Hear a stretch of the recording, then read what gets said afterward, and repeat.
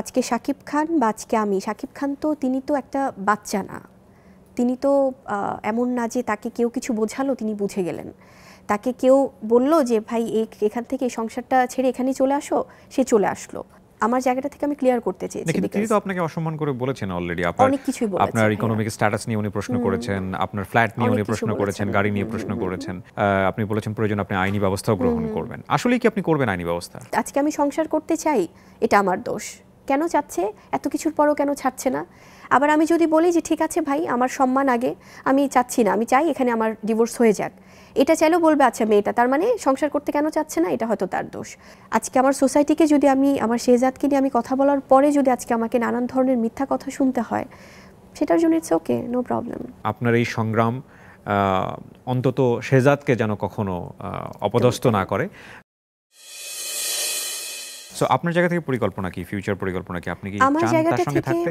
আমার জায়গাটা থেকে ভাই যেটা হয়েছে, আমি সম্মানের জায়গা থেকে আমি তাকে 100% সম্মান আমি দিয়েছি, কিন্তু দিন শেষে যেটা হয় যে মানুষের সেলফ রেসপেক্টটা তো সবার আগে। সে যদি তার জায়গা থেকে কোনো ডিসিশন নিয়ে থাকে, আমার মনে হয় যে এটা আসলে কোনো প্রকার কোনো কিছু অসম্মান না করে, কোনো মিথ্যা কোনো প্রপাগান্ডা না ছড়িয়ে, কোনো ভুয়া কোনো এ ধরনের নিউজের বলি না হয়ে, আমার মনে হয় সেটা পারিবারিকভাবে কথা বলা উচিত।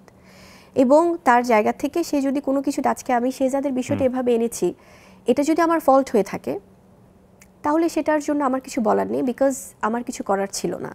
এবং আমি কিন্তু তাকে কোনো অসম্মান করে কোনো কিছু বলিনি। আমি এমন না যে কোথাও কোনো একটা স্টেটমেন্ট দিয়ে ফেলেছি, আমি জাস্ট আমার জায়গাটা থেকে আমি ক্লিয়ার করতে চেয়েছি। কিন্তু তিনি তো আপনাকে অসম্মান করে বলেছেন অলরেডি। অনেক কিছুই বলেছেন, আপনার ইকোনমিক স্ট্যাটাস নিয়ে উনি প্রশ্ন করেছেন, আপনার ফ্ল্যাট নিয়ে উনি প্রশ্ন করেছেন, গাড়ি নিয়ে প্রশ্ন করেছেন, যেটা রীতিমতো বিব্রতকর। এবং আমরা দেখলাম যে আপনি পাল্টা উত্তরে আপনি বলেছেন প্রয়োজন আপনি আইনি ব্যবস্থাও গ্রহণ করবেন। আসলেই কি আপনি করবেন আইনি ব্যবস্থা? আমি আমার যারা অভিভাবক তাদের সাথে আমি কথা বলেছি, কিন্তু দিন শেষে হয় কি, আসলে আইনি ব্যবস্থা তো, কারণ এটা তো অনেক কিছুতেই যায়, সেটা সাইবার বুলিংয়েও যায়, সেটা মানহানির ব্যাপারেও যায়। এবং তিনি যে বলেছেন তার বাসা থেকে আমাকে নাকি তিনি বের করে দিয়েছেন, এগুলো একদম ডাহা মিথ্যা কথা কিপ্রিয়া ভাই। তার সবগুলো কথাই তো মিথ্যা কথা, বিকজ এটা কেন তিনি বলছেন আমি জানি না। কারণ আমার পারিবারিক তো একটা ব্যাকগ্রাউন্ড আছে, এবং আমি আমার পরিবারের সাথে থাকি, এবং সেটা কিন্তু আমার পরিবারের সব কিছু। তো সেখানে আমার এই পারিবারিক বিষয়গুলো নিয়ে তিনি কি প্রমাণ করতে চান? কারণ একটা মানুষকে, স্পেশালি মেয়েদেরকে যখন কেউ হেয় করতে চায় ভাইয়া, সবার আগে কিন্তু তার কোনো কিছুর আগে কিন্তু কোনো যেটা হয় যে তাকে অন্যভাবে অপদস্থ করতে চায়। এটা আমাদের সোসাইটির একটা প্র্যাকটিস হয়ে গেছে। দিন শেষে যত কিছুই হোক মেয়েদের উপর দোষটা আসবেই। আপনি আজকে আমি সংসার করতে চাই, এটা আমার দোষ। কেন চাচ্ছে, এত কিছুর পরও কেন ছাড়ছে না?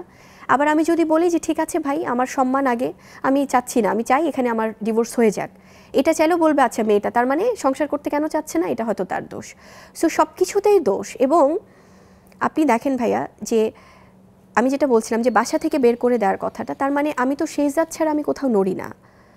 তো আমাকে যদি বের করে দিতে চায়, তার মানে আমার সন্তানকেও তিনি বের করে দিয়েছেন। তো ব্যাপারটা তো তা না, এটা তো একদম মিথ্যে কথা। কেন এই ধরনের কথা বলছেন? এবং আমি মানে এগুলো করে আসলে আমার মনে হয় যে তার যে স্টারডম, তার যেই, তিনি তো সবার ঊর্ধ্বে একজন শিল্পী, একজন বাবা। কে কোন পক্ষ, কোন তৃতীয় পক্ষ, চতুর্থ পক্ষ, কারা কোন মুখপাত্র, আমি না এদেরকে কোনো কিছু আমি দোষ দিব না ভাইয়া। সবার আগে ব্যক্তি মানুষটা। আজকে আপনি বা আজকে শাকিব খান বা আজকে আমি, শাকিব খান তো তিনি তো একটা বাচ্চা না, তিনি তো এমন না যে তাকে কেউ কিছু বোঝালো তিনি বুঝে গেলেন, তাকে কেউ বলল যে ভাই এখান থেকে এই সংসারটা ছেড়ে এখানেই চলে আসো, সে চলে আসলো।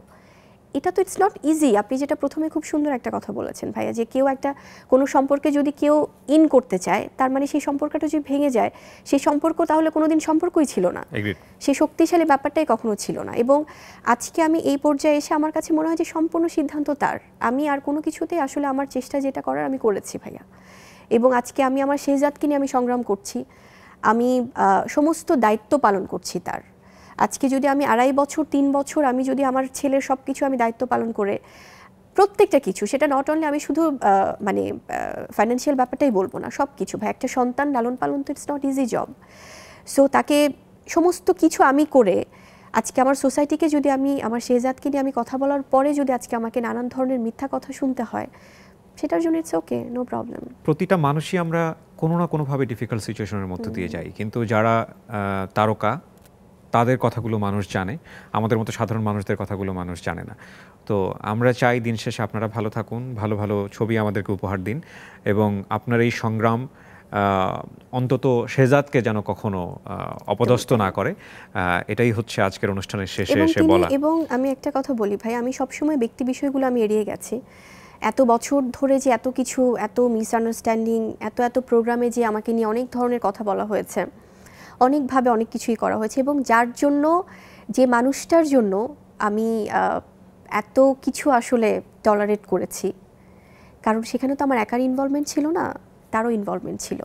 তো সেই মানুষটাও যখন দিন শেষে আমাকে অসম্মানিত করছে, তো আমার কাছে মনে হয় যে তিনি অনেক সময় বলেন যে আমার সন্তানের মা বা শেহজাদের মা হিসেবে আমি তাকে সম্মান করি। এটা কি শুধু মুখের কথাই? এটা তো আসলে তার অ্যাক্টিভিটিসে বোঝাতে হবে। রাইট। সো আমি ব্যক্তি বিষয় নিয়ে আসলে কখনোই ভাইয়া চাই না কথা হোক, কিন্তু যখনই কথা বলি তার পেছনে আমাকে কেন বাধ্য করা হয় কথা বলতে, এটা কিন্তু একটা সিচুয়েশন তৈরি করা হয়। এক্স্যাক্টলি। কারণ আপনি যখন বলবেন না ভাইয়া, তখন কিন্তু অনেক সময় আপনাকে অনেকে বলবে যে উনি কেন বলে না, উনি কেন চুপ থাকে সব সময়, তার মানে সে কি গিলটি বা কোনো কিছু। আসলে আমি কখনোই চাই না যে এই বিষয়গুলো সামনে আসুক, কারণ কাজ দিয়ে দর্শক আমাদেরকে চেনে। সো মানে এই ব্যাপারটাই ফোকাস থাকুক সবসময়। অনেক অনেক ধন্যবাদ বুবলি, আপনি অনেক ভালো থাকবেন, অনেক শুভকামনা থাকছে আপনার। থ্যাংক ইউ কিবরিয়া ভাই।